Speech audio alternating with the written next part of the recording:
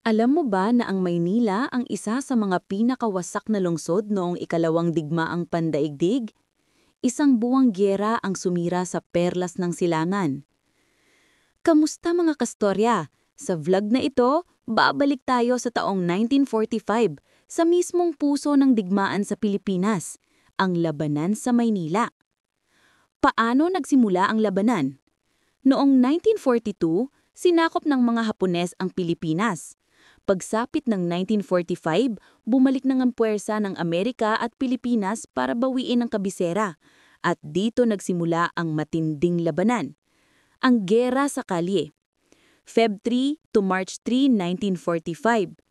Isang buwan ng putukan, pagsabog at kaguluhan sa bawat kanto ng Maynila. Nawasak ang Intramuros, nasunog ang mga gusali at libo-libo rin ang namatay. Pighati ng mga sibilyan. Higit 100 sibilyan ang namatay.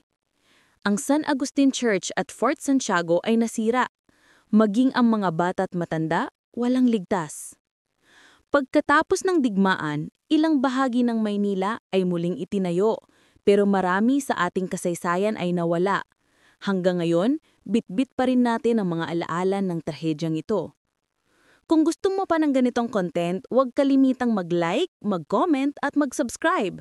I-comment mo rin kung anong parte ng kasaysayan ng Pilipinas ang gusto mong malaman.